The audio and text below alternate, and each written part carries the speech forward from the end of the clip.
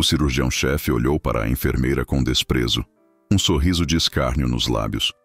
Se você conseguir parar essa hemorragia em 2 minutos, eu te dou a minha mansão. Ele riu, mas seu riso foi cortado pelo som agudo do monitor cardíaco, enquanto a vida do paciente se esvaía. Mal sabia ele que aquela enfermeira estava prestes a realizar um milagre que o humilharia para sempre. Impossível, a aorta está se rompendo. A voz do Dr. Arthur Monteiro cortou o ar tenso da sala de cirurgia. O monitor cardíaco apitava em um ritmo frenético, uma trilha sonora para o desespero. A equipe inteira congelou, os olhos fixos na poça de sangue que se expandia rapidamente no peito aberto do paciente. Pinça aórtica, agora! Arthur gritou, a arrogância evaporando e dando lugar ao pânico mal disfarçado. Os residentes pálidos olhavam uns para os outros paralisados. O tempo parecia ter parado. Foi então que Clara Mendes, a instrumentadora, agiu. Com um movimento rápido e preciso, ela pegou um instrumento específico da bandeja, ignorando o protocolo padrão. Doutor, isso não vai funcionar. Precisamos de uma manobra de oclusão manual temporária. Arthur a fuzilou com o olhar.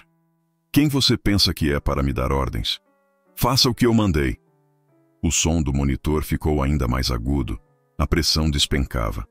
Ele vai parar em 30 segundos, sussurrou o anestesista com a voz trêmula. A equipe olhava de Arthur para Clara, o medo estampado em seus rostos. A vida de um dos homens mais poderosos do país estava literalmente escapando por entre os dedos do cirurgião mais renomado do hospital. A tensão era tão densa que podia ser cortada com um bisturi. Arthur agarrou o braço de Clara. A força em seu aperto era uma ameaça silenciosa. Saia do meu caminho, enfermeira. Agora. Ou sua carreira acaba hoje. O rosto dela permaneceu calmo, mas seus olhos brilhavam com uma determinação feroz. Como ele podia deixar seu ego matar um homem na mesa? Essa história está apenas começando. Para não perder a reviravolta chocante que vai destruir a carreira desse cirurgião, inscreva-se agora e ative o sino. Você não vai acreditar no final. O aperto de Arthur em seu braço, o cheiro metálico de sangue, o bip desesperado do monitor, tudo desapareceu. A mente de Clara foi arremessada para trás, para outra sala, outro momento de crise. Não um centro cirúrgico, mas o pequeno quarto de sua mãe. O som não era de um monitor, mas da tosse seca e persistente que a mantinha acordada noite após noite. Ela se viu anos mais jovem, segurando a mão frágil de sua mãe. A luz do sol da tarde entrava pela janela, iluminando as partículas de poeira no ar. Você vai ser a melhor, minha filha, disse sua mãe, a voz um sussurro rouco. Você tem o dom da calma, o dom de ver o que os outros não veem. Nunca deixe ninguém dizer que você é pequena demais. Clara sorriu, apertando a mão dela. Naquele momento, o futuro parecia um campo aberto, cheio de promessas e jalecos brancos que ela um dia vestiria com orgulho. A esperança era palpável, tão real quanto o calor da mão de sua mãe na sua. O cenário mudou. A luz do sol foi substituída pela iluminação fria e impessoal de um corredor de hospital. Clara, agora uma recém-formada, corria ao lado de uma maca. Sua mãe, pálida e com dificuldade para respirar, olhava para o teto. Um médico jovem e arrogante, com um ar entediado, olhou os exames por meros segundos. É só uma pneumonia forte. Um antibiótico resolve. Clara insistiu. Doutor, os sintomas, a perda de peso, a fadiga extrema, não pode ser algo mais? O médico a olhou de cima a baixo. Escute, mocinha, eu sou o médico aqui. Volte para a sua faculdade de enfermagem e deixe o diagnóstico para quem entende. Ele virou as costas e foi embora. Aquele desprezo, aquela recusa em ouvir, selou o destino de sua mãe. A imagem final foi a mais dolorosa. O quarto vazio, a cama arrumada, o silêncio ensurdecedor, o diagnóstico correto, um tipo raro e agressivo de câncer de pulmão, veio tarde demais. Chegou junto com o atestado de óbito. Naquele dia, em pé ao lado da cama fria, Clara fez uma promessa silenciosa. Ela nunca mais deixaria a arrogância de um médico custar uma vida. Ela estudaria o dobro, observaria o triplo, estaria sempre um passo à frente. Ela se tornaria tão boa, tão inegavelmente competente, que ninguém jamais ousaria ignorá-la novamente. Ela não seria apenas uma enfermeira. Seria a guardiã silenciosa na sala, a rede de segurança que homens como aquele médico nem sabiam que precisavam. Clara! A voz de Arthur, um rosnado furioso, a trouxe de volta à realidade brutal da sala de cirurgia. O aperto em seu braço se intensificou, sacudindo-a. O cheiro de sangue e antisséptico invadiu seus pulmões. O bip do monitor estava mais lento, mais fraco, perigoso. O passado colidiu com o presente. Era a mesma arrogância, o mesmo desprezo, a mesma vida em jogo. Mas desta vez, ela não era uma estudante indefesa. Ela estava pronta. Com o eco da promessa feita no túmulo de sua mãe ressoando em sua mente, Clara agiu. Ela não queria apenas salvar aquele paciente. Ela precisava provar para si mesma e para o fantasma de sua mãe que a competência poderia, sim, silenciar a arrogância. Ignorando a dor em seu braço, ela se desvencilhou do aperto de Arthur com uma força surpreendente. Anestesista, prepare 2 unidades de sangue e norepinefrina. Agora! Sua voz soou firme, cortando o pânico da sala. Ela não pediu, ela comandou. Por um segundo, todos, inclusive Arthur, ficaram atônitos com sua audácia. Nesse instante de hesitação, Clara se posicionou ao lado da mesa de operação, seus olhos escaneando a ferida aberta. A aorta torácica, a maior artéria do corpo, estava com uma laceração visível, jorrando sangue a cada batida fraca do coração. A pinça que Arthur pedira era muito grande, esmagaria o tecido já fragilizado. Ela viu o que ele não viu, uma pequena artéria intercostal, rompida perto da aorta, que complicava todo o acesso. Ela estendeu a mão, sem olhar para a bandeja de instrumentos. Pinça Satinsky e um plaid de Teflon, rápido. Sua voz não admitia recusa. O residente mais próximo, instintivamente, obedeceu, colocando os instrumentos em sua mão. Ela se inclinou sobre o paciente, pronta para intervir, para mostrar a todos como se fazia. Mas antes que seus dedos pudessem tocar o paciente, a mão de Arthur bloqueou seu caminho novamente, desta vez com mais força. Eu disse para você se afastar. Ele rosnou, o rosto a centímetros do dela. Seguranças! Tirem essa mulher da minha sala de cirurgia. A porta se abriu. 2 seguranças enormes entraram, seus olhares confusos, mas prontos para obedecer ao cirurgião-chefe. Clara olhou para as mãos de Arthur, depois para o monitor cardíaco, onde a linha começava a se achatar perigosamente. Ela tinha a solução, o conhecimento, a habilidade. Mas o obstáculo não era a ferida no peito do paciente. O obstáculo era o homem parado bem na sua frente, um muro de ego e poder que a impedia de salvar uma vida. Suas mãos, que segundos antes estavam firmes e prontas, agora tremiam levemente de raiva e impotência. A derrota foi instantânea e esmagadora. Os seguranças a seguraram pelos braços, tratando-a como uma intrusa, uma ameaça. Doutor, por favor, ele não tem mais 1 minuto? Ela implorou, mas sua voz foi abafada pela ordem final de Arthur. Fora, agora. Enquanto era arrastada para fora, ela viu Arthur pegar a pinça errada, a pinça grande e desajeitada, e tentar clampear a aorta. Ouviu-se um som horrível, um rasgar de tecido, seguido por um jato de sangue ainda mais forte que atingiu o campo cirúrgico. O monitor emitiu um som contínuo e agudo. Parada cardíaca. Do lado de fora da sala, com as portas se fechando em seu rosto, Clara ouviu o caos se instalar. Carro de parada, adrenalina, desfibrilador. Ela foi escoltada pelo corredor como uma criminosa, os olhares de outros médicos e enfermeiros queimando suas costas. Alguns com pena, outros com desprezo. Ela foi levada diretamente para a sala da diretora de enfermagem, uma mulher severa chamada Helena. Clara, o que foi aquilo? Helena perguntou, a voz fria como gelo. Dr. Monteiro me ligou. Insubordinação em uma cirurgia de alto risco? Você perdeu o juízo? Clara tentou explicar, a voz embargada pela adrenalina e pela frustração. Ele ia matar o paciente. A técnica dele estava errada. A aorta ia se romper completamente. Helena suspirou, massageando as têmporas. Arthur Monteiro é o cirurgião-chefe deste hospital há 15 anos. Ele é uma estrela, traz milhões em investimentos. Você é uma instrumentadora. Entende a diferença? A frase pairou no ar, pesada e cruel.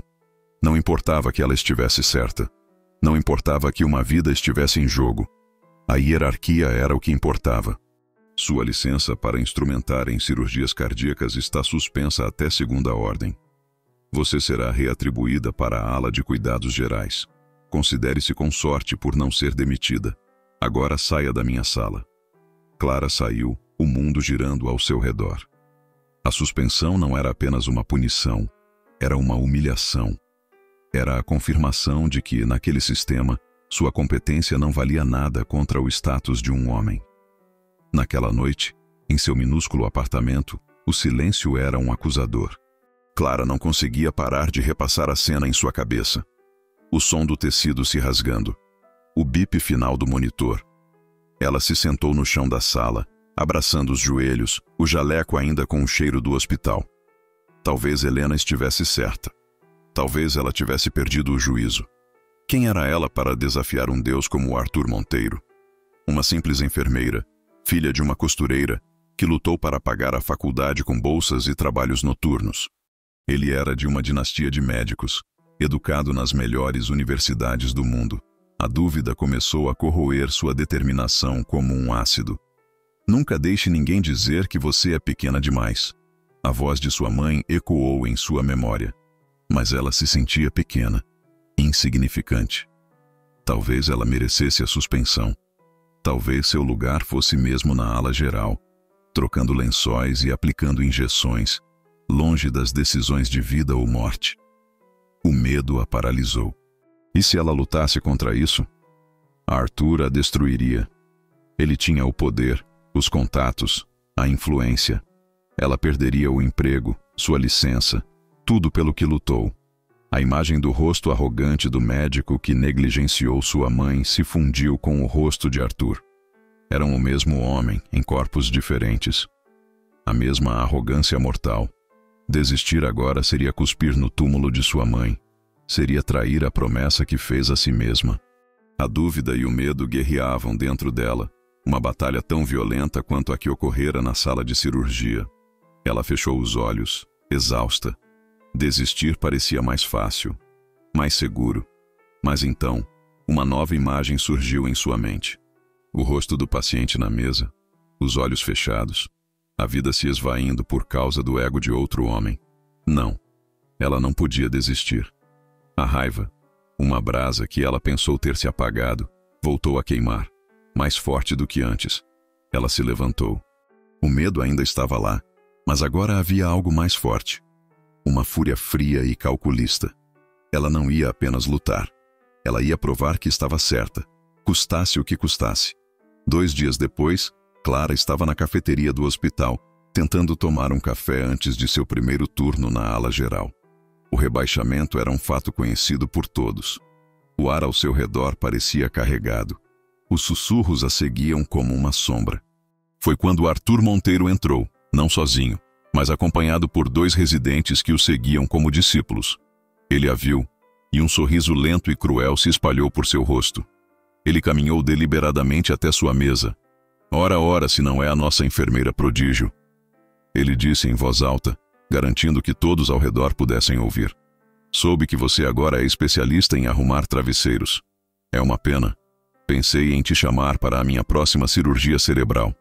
Ouvi dizer que você tem um talento especial para manobras manuais. A cafeteria ficou em silêncio. Clara sentiu o rosto queimar, mas manteve o queixo erguido, olhando diretamente para ele. Dr. Monteiro, espero que seu paciente esteja se recuperando bem. Ela tentou manter a voz neutra, profissional. A menção ao paciente o irritou. A cirurgia tinha sido um desastre. O paciente, senhor Almeida, sobreviveu, mas por um milagre e pelas 3 horas de reparo vascular que outro cirurgião teve que fazer após Arthur quase matá-lo. Ele estava em coma induzido na UTI, mas ninguém sabia dos detalhes, apenas do resultado. Arthur se inclinou, baixando a voz para um rosnado ameaçador. O paciente está vivo, apesar da sua tentativa de sabotagem. E você está exatamente onde merece. Lembre-se disso. Ele se afastou, deixando-a no centro de um silêncio constrangedor, sentindo os olhares de todos sobre ela. A humilhação era um gosto amargo em sua boca. A situação piorou nos dias seguintes. Arthur parecia ter feito de sua missão pessoal transformar a vida de Clara em um inferno. Ele não a atacava mais diretamente, mas usava sua influência de forma mais sutil e perversa. Durante uma reunião de equipe da ala geral, ele apareceu inesperadamente, sob o pretexto de discutir protocolos de cooperação interdepartamental. No meio da apresentação, ele parou e olhou para Clara. Temos que ter cuidado com sugestões não solicitadas da equipe de enfermagem, disse ele olhando para a chefe da ala.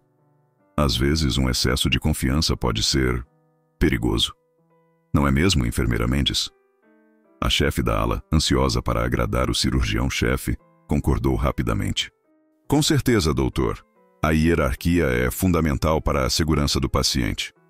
Os colegas de Clara, que antes eram amigáveis, agora a evitavam.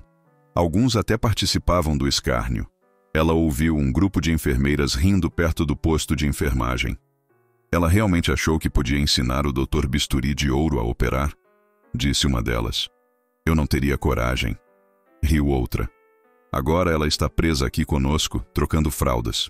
Bem feito.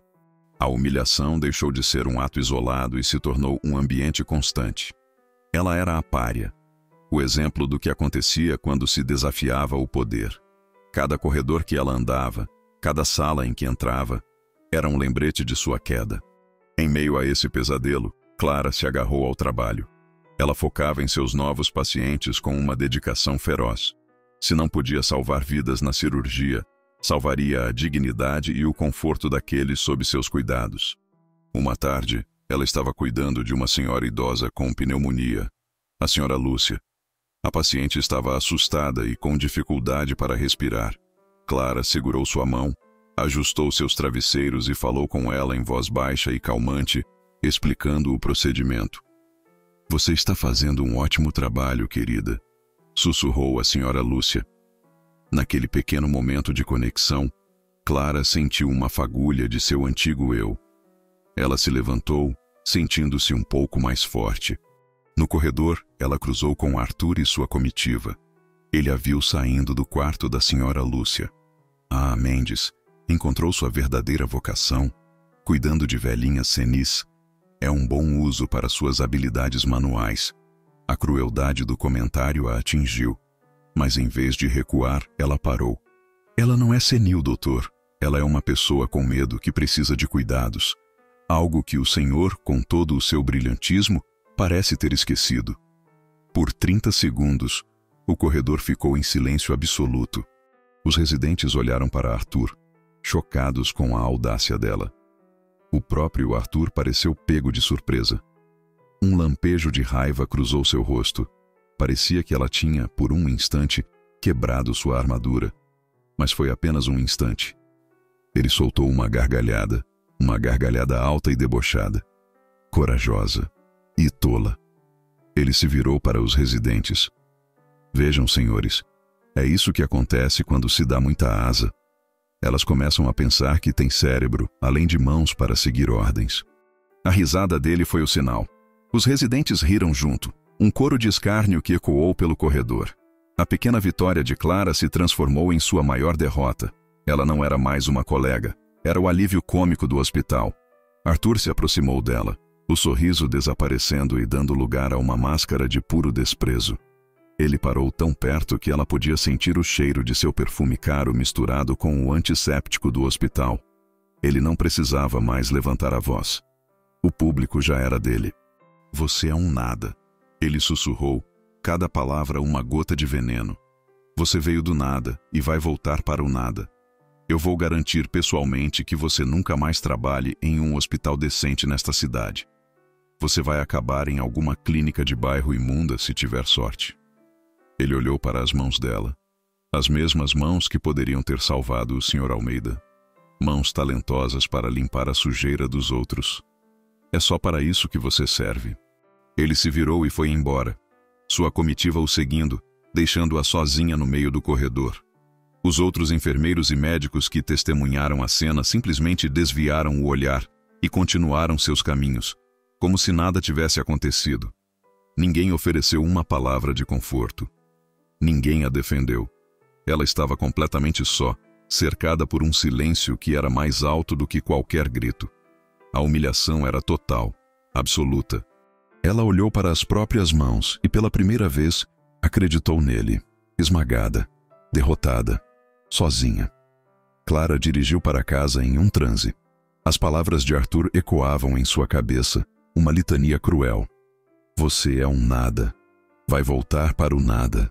Só serve para limpar a sujeira. Ela entrou em seu apartamento e se encostou na porta, finalmente deixando o corpo deslizar até o chão. A força que a sustentou no hospital se desfez, e as lágrimas que ela segurou por dias finalmente vieram, silenciosas e quentes. Ela chorou pela humilhação, pela injustiça, pela solidão. Chorou pela memória de sua mãe e pela promessa que sentia ter quebrado. Talvez ele estivesse certo. Talvez ela tivesse mirado alto demais. A ideia de desistir, de se mudar para outra cidade, de recomeçar onde ninguém a conhecia, era tentadora. Era um alívio. Ela poderia encontrar um emprego tranquilo, longe da pressão, longe dos egos inflados, longe da memória de seu fracasso. Ela se arrastou até o sofá, exausta. Seus olhos pousaram em uma pequena caixa de madeira em sua estante. Era a caixa onde guardava as poucas coisas de valor de sua mãe. Com as mãos trêmulas, ela a pegou. Dentro havia uma foto antiga delas, um broche de flor que sua mãe adorava e, dobrado cuidadosamente, seu diploma de enfermagem. Ao lado do diploma, estava um pequeno recorte de jornal amarelado. Era uma nota sobre a formatura de sua turma, e sua mãe havia circulado seu nome com uma caneta vermelha. Sob o nome, sua mãe havia escrito com a caligrafia tremida pela doença: Minha salvadora de vidas. Aquelas 3 palavras a atingiram como um soco. Ela não era uma salvadora de vidas. Ela tinha falhado. Mas ao olhar para o rosto sorridente de sua mãe na foto, algo mudou. A tristeza começou a se transformar em raiva. Não uma raiva quente e impotente, mas uma fúria fria e focada. Arthur não a tinha humilhado apenas. Ele tinha insultado a memória de sua mãe. Ele tinha cuspido no sacrifício que ela fez. Ele não a destruiria. Ela não iria permitir. A decisão se solidificou em seu peito, dura como diamante. Ela não ia fugir. Ela ia lutar. E ela ia vencer. Com a determinação renovada, ela se levantou. Sua mente, antes nublada pela dor, agora estava clara. Como provar o que aconteceu? Não havia câmeras na sala de cirurgia. Era a palavra dela contra a de um cirurgião-chefe. Ela precisava de provas. Provas irrefutáveis. Sua mente começou a trabalhar, a adrenalina substituindo a exaustão. A cirurgia. Os detalhes. O que Arthur fez de errado? Ele usou a pinça errada. Por quê? Porque ele não viu a artéria intercostal rompida. Mas como provar isso? O prontuário do paciente. O relatório cirúrgico. Arthur o teria escrito. Ele obviamente omitiria seu erro. Mas e o relatório pós-operatório? O do cirurgião que salvou o paciente? Dr. Morales.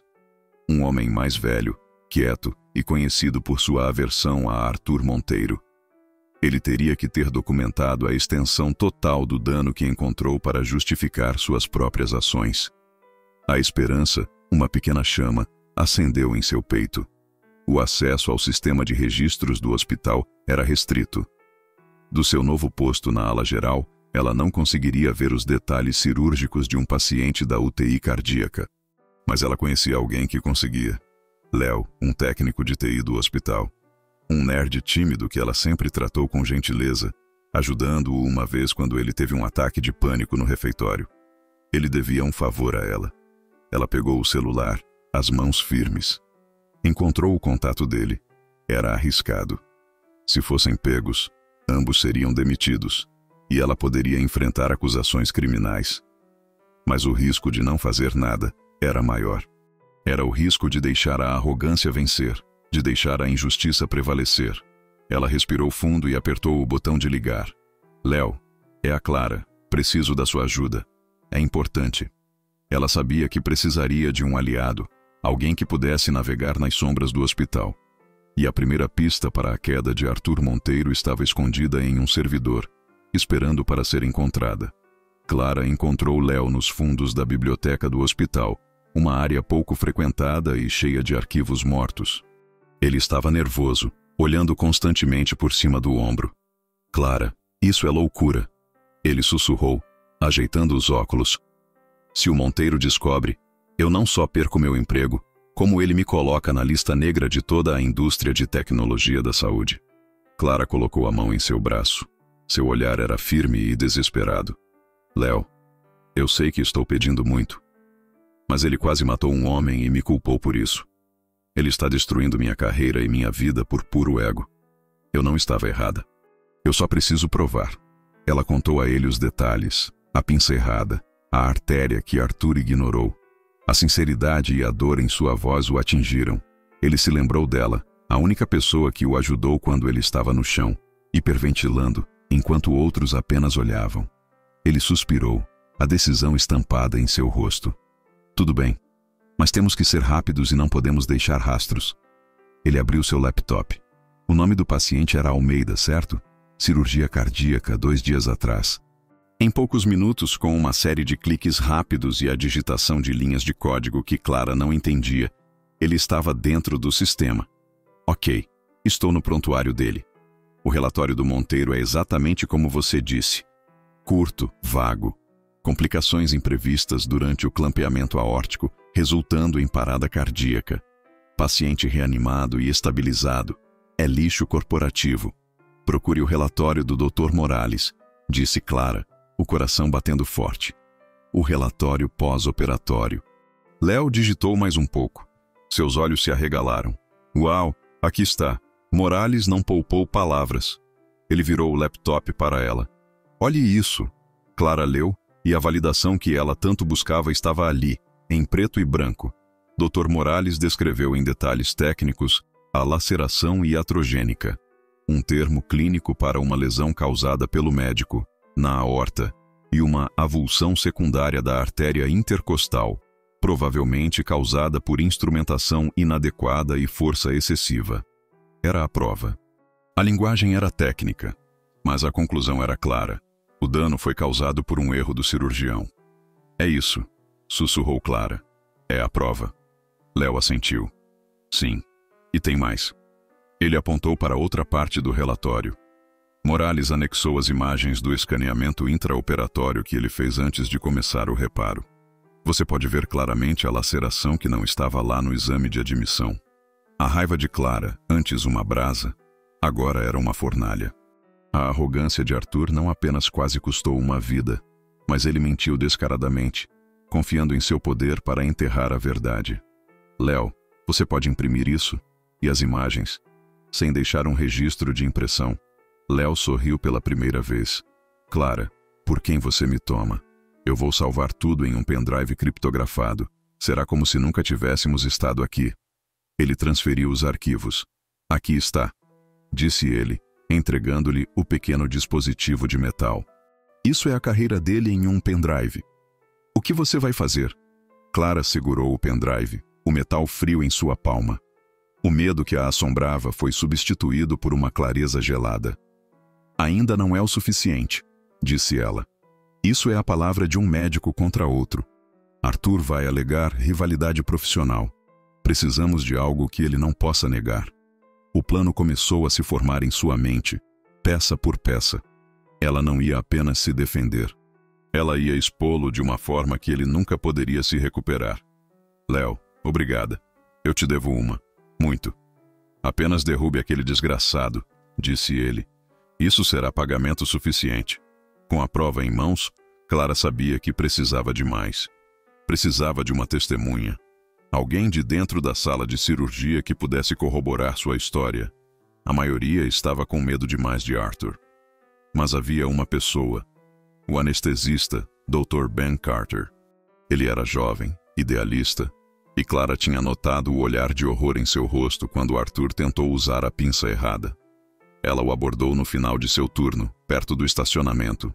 Dr. Carter, podemos conversar? Ele pareceu assustado, olhando ao redor para ver se alguém estava observando. Olha, Clara, eu sinto muito pelo que aconteceu com você, mas eu não posso me envolver. Eu não estou pedindo para você se envolver, disse ela, a voz baixa e urgente. Estou pedindo para você olhar isso. Ela mostrou a ele as cópias impressas do relatório do Dr. Morales e as imagens em seu celular. Ben leu, seu rosto ficando mais pálido a cada palavra. Meu Deus, ele sussurrou. Ele realmente rasgou a aorta. E a artéria intercostal. Era exatamente o que você disse. Você viu, Ben? Disse Clara. Você viu ele me empurrar. Você ouviu ele pedir a pinça errada. Você sabe que eu estava certa. Ben passou as mãos pelo cabelo, angustiado. Clara, se eu falar, minha carreira acaba. Monteiro é o chefe do comitê de avaliação. Ele me esmagaria. E se você não falar? Ela rebateu. O que acontece da próxima vez que o ego dele estiver na frente de um bisturi? Quem morre? Sr. Almeida teve sorte. O próximo pode não ter. A verdade em suas palavras o atingiu. Ele olhou para o rosto determinado de Clara. Depois para os papéis em sua mão. A decisão era clara. O que você tem em mente? Ele perguntou, a voz finalmente firme. O plano era arriscado, mas brilhante. O hospital realizava uma conferência mensal de morbidade e mortalidade, MNM, onde casos difíceis e com resultados ruins eram discutidos para fins de aprendizado. Era um evento fechado, apenas para médicos e equipe sênior. Arthur, como cirurgião-chefe, presidia a reunião. Ele sempre escolhia casos de outros médicos para dissecar em público, raramente apresentando os seus. Ele nunca apresentaria o caso do Sr. Almeida voluntariamente, disse Ben. É uma admissão de quase fracasso. Exatamente, disse Clara. Então nós vamos forçá-lo. O plano era simples. Ben, como o anestesista do caso, tinha o direito de solicitar a inclusão de um caso para discussão. Ele solicitaria o caso do Sr. Almeida, citando as complicações anestésicas inesperadas durante a parada cardíaca, como justificativa. Seria um cavalo de Troia. Uma vez que o caso estivesse na pauta, Arthur não poderia recusar discuti-lo sem levantar suspeitas. Durante a apresentação, Clara entraria. Ela não tinha mais permissão para participar, mas Léo tinha um plano para isso. Ele, acidentalmente, a incluiria na lista de participantes essenciais do departamento de enfermagem. Um erro burocrático que só seria notado tarde demais. Quando ele estiver no palco, defendendo suas ações, eu apresento o relatório do Morales, disse Clara. E você, Ben, confirma a sequência de eventos. Ele estará encurralado. Era a armadilha perfeita.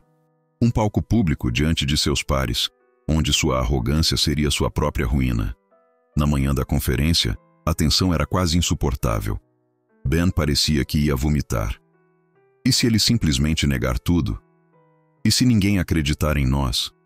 Ele disse, ajeitando a gravata pela 10ª vez. Ele vai negar, disse Clara, sua calma contrastando com o nervosismo dele. Mas a prova é a prova. E a verdade tem um peso próprio. Eles estavam em uma pequena sala de descanso perto do auditório. Léo apareceu na porta, fazendo um sinal de positivo. Você está na lista. Crachá de acesso temporário. Boa sorte. Ele entregou a ela um crachá e desapareceu. O plano quase falhou minutos antes de começar. A chefe de enfermagem, Helena, viu Clara no corredor. Mendes, o que você está fazendo aqui? Você não deveria estar nesta ala. O coração de Clara gelou. Houve uma solicitação de última hora para uma consultoria de enfermagem no caso que será apresentado. Disse Clara, a mentira saindo com uma facilidade que a surpreendeu. Dr. Carter solicitou. Helena olhou desconfiada, mas o nome de um médico foi o suficiente para acalmá-la. Certo, mas fique no fundo e não fale nada. Era a brecha que precisavam. Clara e Ben trocaram um olhar. Estava acontecendo. Eles caminharam em direção ao auditório. O som abafado da voz de Arthur já audível, começando a reunião. Clara segurou o pendrive e as cópias impressas dentro de sua pasta. O coração dela martelava contra as costelas. É agora ou nunca. A coragem dela te inspira? Se sim, deixe sua curtida para apoiar Clara. E me conta nos comentários de qual cidade você torce por ela. Eu leio e respondo todos. Nos dias que antecederam a conferência de morbidade e mortalidade, o hospital tornou-se um tabuleiro de xadrez para Clara e Ben. Eles se moviam com cuidado, comunicando-se por mensagens codificadas e encontros rápidos em locais improváveis, como a escada de serviço ou a capela silenciosa. A primeira parte do plano era garantir que a armadilha fosse montada corretamente. Ben solicitou formalmente a inclusão do caso do Sr. Almeida na pauta da M&M. Como esperado, houve resistência. A secretária de Arthur ligou para ele, dizendo que a agenda estava cheia. Ben insistiu, citando a natureza incomum da parada cardíaca e as implicações para o protocolo de anestesia em cirurgias aórticas. Era a isca perfeita, técnica e profissional. Arthur, não querendo parecer que estava escondendo algo, relutantemente concordou, provavelmente pensando que seria mais uma oportunidade de se exibir, de mostrar como ele, heroicamente, salvou um caso perdido. Enquanto isso, Clara preparava a munição. Ela passou 2 noites em claro, estudando cada linha do relatório de Morales, cada pixel das imagens do escaneamento. Ela não queria apenas apresentar a prova. Ela queria entendê-la tão bem quanto um cirurgião.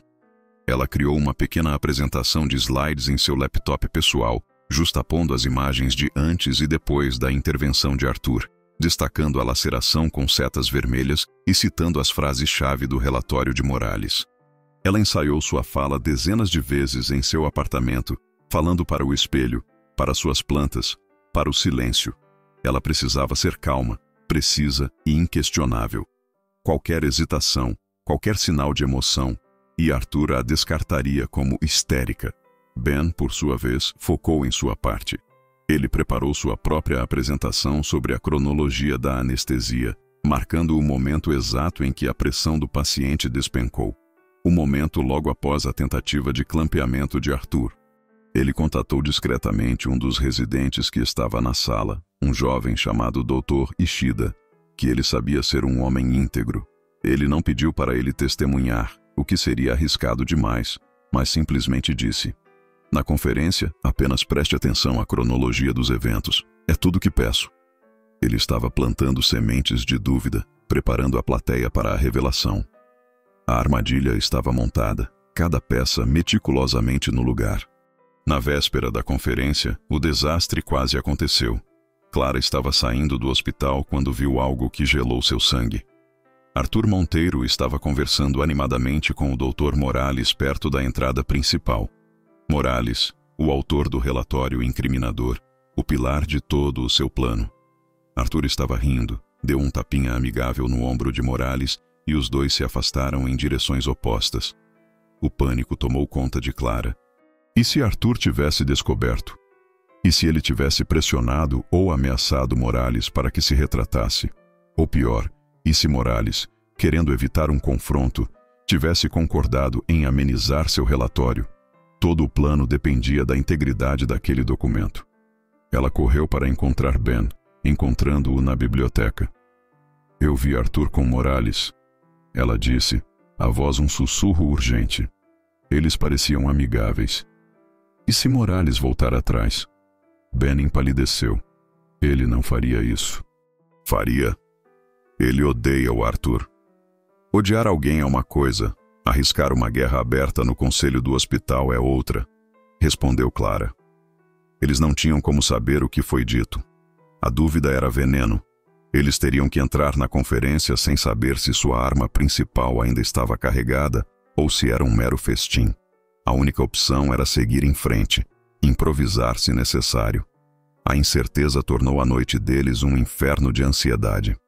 Na manhã seguinte, enquanto caminhavam em direção ao auditório, o nervosismo era palpável. Clara sentia cada passo pesar 1 tonelada. Ben ajeitava a gravata sem parar. Eles entraram no auditório, um anfiteatro com fileiras de assentos subindo em direção ao fundo. Estava cheio de médicos, chefes de departamento, a elite do hospital. No palco, um púlpito e uma tela gigante. Arthur já estava lá, conversando com alguns colegas, exalando confiança. Clara encontrou um assento no fundo, como Helena havia instruído, tentando se tornar invisível. Ben sentou-se na primeira fila, como era esperado de um apresentador. Arthur subiu ao púlpito para iniciar a reunião. Bom dia a todos. Temos alguns casos interessantes hoje. A voz dele era suave e controladora. Clara respirou fundo, segurando a pasta com as provas contra o peito. A armadilha estava armada. O alvo estava no palco. Mas a dúvida sobre Morales a assombrava. Ela trocou um último olhar com Ben através da sala. Ele assentiu sutilmente. Era agora ou nunca. Após a discussão de 2 casos rotineiros, Arthur Monteiro pigarreou, e um ar de falsa modéstia tomou conta de seu semblante. Agora vamos ao caso solicitado pelo Dr. Carter, o do Sr. Almeida. Um caso desafiador, com múltiplas comorbidades que complicaram um procedimento que, de outra forma, seria padrão. Ele projetou o exame de admissão do paciente na tela gigante. Como podem ver, uma dissecção aórtica complexa. O tecido estava extremamente friável, quase se desintegrando ao toque. Uma verdadeira bomba relógio. Ele narrava os eventos com a calma de um mestre, omitindo detalhes cruciais e pintando um quadro de uma batalha heróica contra probabilidades impossíveis. Durante o procedimento enfrentamos uma descompensação súbita e severa. A pressão caiu vertiginosamente, indicando uma complicação espontânea. Foi um daqueles momentos em que segundos contam e a experiência faz toda a diferença. Ele olhou para a plateia, seus olhos transmitindo a gravidade e o peso de sua posição. Conseguimos estabilizar o paciente, reverter a parada cardíaca e entregar o paciente vivo à UTI. Um resultado notável, dadas as circunstâncias extremas. Ele não mencionou Clara, não mencionou a pinça, não mencionou o erro. Em sua narrativa, ele era o herói solitário que arrancou um homem das garras da morte. A plateia, composta por médicos que o admiravam ou o temiam, ouvia atentamente, muitos balançando a cabeça em concordância. Ele estava no controle total. Ele era o maestro, e aquela era a sua orquestra. Para finalizar, ele deu o golpe de mestre em sua arrogância. Este caso é um lembrete, disse ele, a voz ressoando com autoridade, de que em cirurgia cardíaca não há espaço para hesitação, para teorias ou para sugestões vindas de quem não tem o treinamento para compreender a complexidade do que está em jogo. A decisão final deve ser do cirurgião, e apenas do cirurgião. Qualquer desvio dessa cadeia de comando é uma receita para o desastre. A frase foi uma flecha direta e envenenada para Clara, sentada no fundo da sala. Ele a estava usando como exemplo sem nem mesmo citar seu nome. Ele sorriu, um sorriso satisfeito de quem acabara de selar sua vitória. Perguntas? O silêncio foi quebrado pela voz calma de Ben Carter, que se levantou. Dr. Monteiro, obrigado pela apresentação. Eu tenho uma pergunta sobre a cronologia. Minhas anotações indicam que a descompensação súbita ocorreu precisamente após a sua primeira tentativa de clampeamento aórtico. O senhor poderia detalhar a instrumentação utilizada naquele momento específico? A pergunta técnica e precisa mudou a atmosfera da sala. Arthur pareceu momentaneamente irritado. Dr. Carter, como eu disse, o tecido estava friável. A instrumentação padrão foi utilizada. Foi nesse momento que Clara se levantou. Todas as cabeças se viraram para a figura inesperada no fundo da sala. Com licença, doutor. A voz dela soou clara e firme, amplificada pela acústica do auditório. A instrumentação padrão não foi utilizada. O senhor solicitou uma pinça aórtica reta, que era inadequada para o tecido friável, e ignorou a sugestão de usar uma pinça Satinsky, que é projetada para a oclusão parcial e menos traumática. Arthur a fuzilou com o olhar. Quem deu permissão para a enfermeira Mendes falar? Sua presença aqui já é uma violação do protocolo. Mas era tarde demais. A porta havia sido aberta. Clara caminhou pelo corredor lateral, em direção ao palco, segurando um pendrive. Eu não estou aqui como enfermeira, doutor. Estou aqui como uma testemunha do que realmente aconteceu. E com licença, mas o senhor não apresentou todos os dados. Antes que Arthur ou a segurança pudessem reagir, ela chegou a um computador auxiliar no canto do palco e inseriu o pendrive. O senhor convenientemente omitiu o relatório pós-operatório do Dr. Morales, que assumiu o caso depois que o paciente foi estabilizado. Na tela gigante, a imagem do relatório de Arthur foi substituída pela primeira página do relatório de Morales. Clara usou o microfone do pódio auxiliar. Cito: paciente apresentava laceração iatrogênica de 3 centímetros na parede anterior da aorta torácica e avulsão secundária da artéria intercostal, provavelmente causada por instrumentação inadequada e força excessiva. Um murmúrio percorreu o auditório. A palavra iatrogênica, causada pelo médico, ecoou como uma sentença. Arthur ficou branco. Isso é um absurdo. É uma interpretação equivocada. Dr. Morales e eu temos diferenças profissionais há anos. Não é uma interpretação, doutor. Continuou Clara, sua voz ganhando força. Ela projetou a próxima imagem. O escaneamento pré-operatório, mostrando uma aorta intacta, ao lado do escaneamento feito por Morales, com uma seta vermelha apontando para um rasgo nítido. Estes são os fatos. A aorta não se rompeu sozinha. Ela foi rompida. E foi rompida porque o senhor se recusou a ouvir, porque seu ego era mais importante do que a vida do homem na sua mesa. Arthur começou a gaguejar. Isso é uma montagem, uma conspiração. Essa enfermeira foi disciplinada por insubordinação. Ela está se vingando. Eu fui disciplinada por tentar impedir que o senhor cometesse um erro fatal, disse Clara, sua voz agora ressoando com o poder da verdade. Um erro que o senhor tentou encobrir. Um erro que está documentado aqui, para todos verem. O silêncio no auditório era pesado, acusador. A armadura de Arthur Monteiro, antes impenetrável, começava a rachar visivelmente. O silêncio no auditório foi quebrado não por uma voz, mas por centenas de pequenos sons. Um pigarro, o farfalhar de papéis, o clique de uma caneta. Eram os sons da dúvida se instalando. Os médicos na plateia, que minutos antes acenavam em concordância com Arthur, agora se inclinavam para a frente, os olhos fixos na tela, depois no rosto pálido de Arthur e então na figura calma e determinada de Clara. O Dr. Ishida, o jovem residente que Ben havia contatado, foi o primeiro a reagir de forma audível. Ele soltou um "Meu Deus!" baixo, mas que pareceu ecoar no silêncio. A chefe do departamento de cardiologia, uma mulher conhecida por sua rigidez, Dra. Evans, olhou para as imagens com uma expressão de horror profissional. Ela pegou seu tablet e começou a procurar algo, provavelmente os registros originais do caso. Os aliados mais próximos de Arthur, sentados na primeira fila, que antes riam de suas piadas, agora pareciam extremamente desconfortáveis. Um deles, o chefe de anestesiologia, evitou o olhar de Arthur, focando intensamente em suas próprias anotações, como se fossem a coisa mais fascinante do mundo. A maré estava virando, não com um estrondo, mas com uma mudança lenta e inexorável. O murmúrio começou baixo, um zumbido de abelhas, iatrogênico. O relatório de Morales. Olhe a imagem. As frases se espalhavam de fileira em fileira. A plateia não era mais um corpo passivo, era um júri. E o veredito começava a se formar em seus rostos. A chefe de enfermagem, Helena, que havia repreendido Clara, agora a olhava com uma mistura de choque e um respeito relutante. Ela viu a mesma determinação que havia punido, mas agora sob uma nova luz. Não era insubordinação, era integridade. Arthur sentiu a mudança. Ele olhou para a plateia em busca de apoio, mas encontrou apenas olhos curiosos, acusadores ou desviados. Seus pilares de poder estavam erodindo em tempo real. Em um ato de desespero, ele apontou para Clara. Ela está mentindo. Ela manipulou esses documentos. É uma enfermeira ressentida. Alguém chame a segurança. Mas sua voz, antes tão cheia de autoridade, agora tinha um tom agudo de pânico. Ninguém se moveu para chamar a segurança. Ninguém se levantou para defendê-lo. O silêncio que se seguiu ao seu grito foi sua resposta.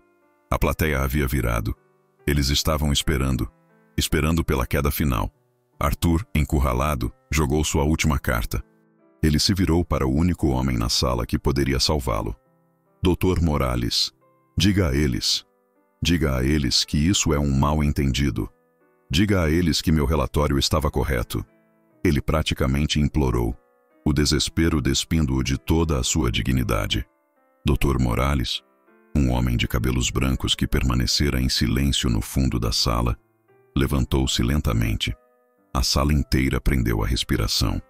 A conversa amigável que Clara havia testemunhado agora parecia um presságio. Morales caminhou até o microfone de perguntas no corredor. Dr. Monteiro, ele começou, a voz calma e ponderada. Não há mal-entendido. O relatório que a enfermeira Mendes apresentou é o meu relatório. As imagens são as minhas imagens. E minha conclusão profissional, registrada no prontuário oficial do paciente, é que a lesão aórtica foi, de fato, iatrogênica e resultado direto da técnica empregada antes da minha intervenção. Foi um tiro a queima-roupa. A traição final não veio de Clara, mas de um de seus pares. A conversa amigável não fora uma ameaça de Arthur a Morales, mas sim Morales avisando Arthur de que ele não mentiria se fosse questionado. Arthur desabou. Não fisicamente, mas seu rosto, sua postura, tudo nele murchou. A arrogância se desfez, revelando um homem pequeno e assustado. Não. Você. Ele gaguejou, apontando para Morales. Ele tentou falar mais, mas as palavras não saíam. Ele olhou para a tela, para o relatório, para os rostos da plateia. Não havia escapatória. Em um último ato patético, ele arrancou o microfone da lapela, jogou-o no púlpito e marchou para fora do palco, empurrando um carrinho de equipamentos no caminho. Ele não correu. Ele fugiu, sob o olhar de centenas de colegas que testemunharam sua desgraça. A porta do auditório se fechou atrás dele, deixando um silêncio profundo. O diretor do hospital, que estava na primeira fila, levantou-se. Seu rosto era uma máscara de fúria contida. Esta reunião está encerrada, ele disse, a voz cortante. Dr. Monteiro está suspenso de todas as suas funções, com efeito imediato, enquanto uma investigação completa é conduzida. A consequência foi imediata, brutal e pública.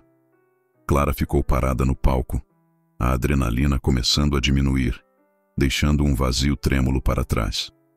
Ela não sentiu alegria, não sentiu triunfo, apenas o peso do que acabara de acontecer.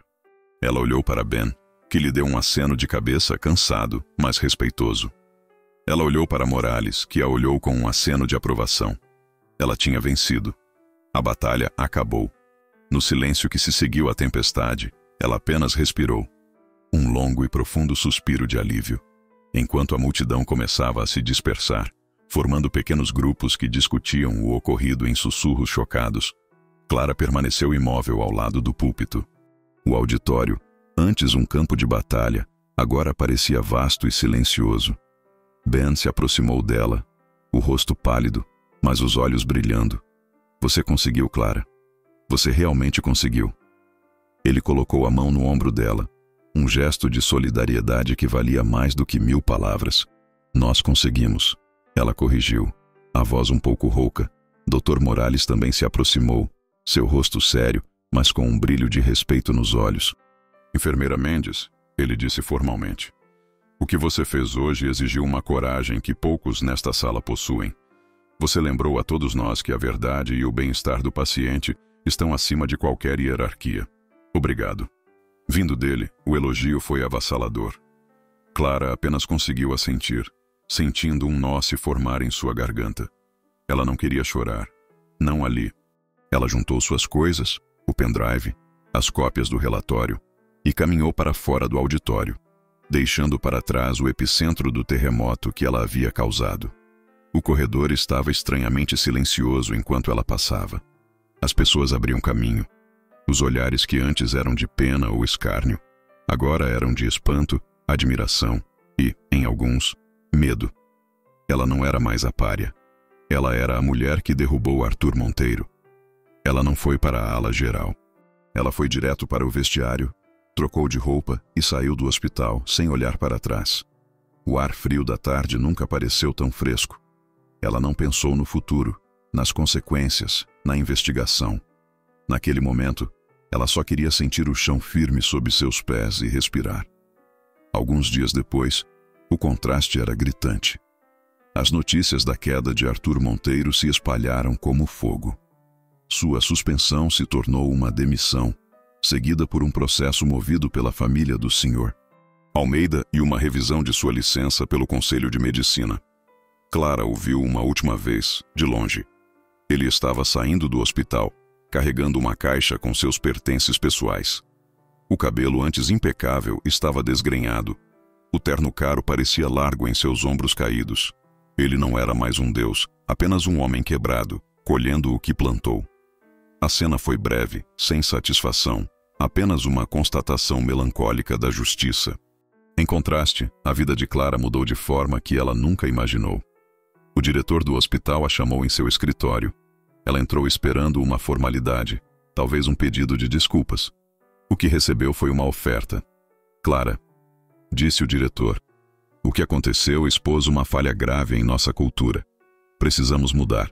Queremos criar um novo cargo, chefe de segurança do paciente e advocacia da enfermagem. Alguém com autoridade para intervir, questionar e auditar qualquer procedimento, em qualquer nível. Alguém que responda diretamente a este conselho. Queremos que seja você. Clara ficou sem palavras. A oferta era mais do que uma promoção. Era uma revolução. Era a chance de transformar sua luta pessoal em uma política institucional, de garantir que nenhuma outra enfermeira fosse silenciada, que nenhum outro paciente fosse colocado em risco pelo ego de um médico. Ela pensou na sua mãe, na promessa que fez. Eu aceito, disse ela. A voz firme e cheia de um propósito renovado. Um mês depois, Clara estava em sua nova rotina. Ela não usava mais o uniforme de enfermeira, mas um traje profissional que lhe dava acesso a todas as áreas do hospital. Em seu primeiro dia oficial na nova função, ela estava revisando os protocolos cirúrgicos quando uma situação familiar se desenrolou. Uma jovem enfermeira, recém-formada, a procurou, o rosto pálido de medo. Senhora Mendes, ela começou, a voz trêmula. Eu estou na cirurgia do Dr. Peterson. Ele está usando uma técnica que... Eu li um artigo recente que mostra que ela tem uma taxa de complicação maior em pacientes como o nosso. Eu tentei falar, mas ele me mandou calar a boca. Era o eco de seu próprio passado, a mesma arrogância, a mesma hierarquia, a mesma vida em risco. A antiga Clara teria hesitado, com medo das consequências. A nova Clara olhou para a jovem enfermeira e sorriu. Um sorriso calmo e encorajador. Qual é o seu nome? Perguntou ela. Ana, respondeu a enfermeira. Ana, disse Clara, pegando o telefone. Você não vai calar a boca. E nem eu. Ela ligou diretamente para a sala de cirurgia. Aqui é Clara Mendes, chefe de segurança do paciente. Dr. Peterson, pause o procedimento imediatamente. Temos que discutir uma abordagem alternativa. A enfermeira Ana tem informações cruciais para a segurança do seu paciente. O silêncio do outro lado da linha foi a prova de sua nova autoridade. Naquele ato, ela não apenas salvou um paciente. Ela validou uma nova geração de enfermeiras, dando-lhes a voz que ela mesma lutou tanto para encontrar. Sua transformação estava completa. Ela não era mais uma vítima ou uma guerreira solitária. Era uma líder. A história de Clara é um lembrete poderoso de que a coragem de uma única pessoa pode sim mudar o mundo. Ela nos mostra que a verdadeira força não está no título que você carrega ou na posição que ocupa, mas na integridade de suas ações e na coragem de defender o que é certo, mesmo quando tudo e todos estão contra você. Quantas vezes, em nossas próprias vidas, nos calamos por medo? Medo de perder o emprego, de sermos julgados, de balançar o barco. Clara nos ensina que o custo do silêncio, às vezes, é muito maior. A vida de uma pessoa, a justiça, a nossa própria alma. Se essa história tocou você, se a coragem de Clara te inspirou de alguma forma, eu peço que você faça algo muito simples, mas muito poderoso. Primeiro, se você acredita que a justiça prevaleceu, comente a palavra sim aqui embaixo. Eu quero ver a força da nossa comunidade. Quero saber quantos de nós acreditam no poder da verdade. Cada sim é um voto de confiança na coragem e na integridade. Segundo, compartilhe este vídeo. Pense em uma pessoa na sua vida que precisa ouvir essa mensagem. Um amigo que está enfrentando uma injustiça no trabalho, um familiar que se sente pequeno e sem voz, ou qualquer pessoa que precise de um lembrete de que não está sozinha. Ao compartilhar, você não está apenas enviando um vídeo, você está enviando uma dose de coragem, uma faísca de esperança. Você pode ser o Dr. Morales na vida de alguém, o aliado que aparece na hora certa. E por último, se você ainda não faz parte da nossa comunidade, inscreva-se no canal e ative o sininho. Nós trazemos histórias como a de Clara toda semana, histórias que não são apenas entretenimento, mas que nos desafiam, nos inspiram e nos conectam. Ao se inscrever, você garante que não vai perder nenhuma delas e se junta a um movimento de pessoas que acreditam em contar histórias que importam. Lembre-se, sua voz tem poder.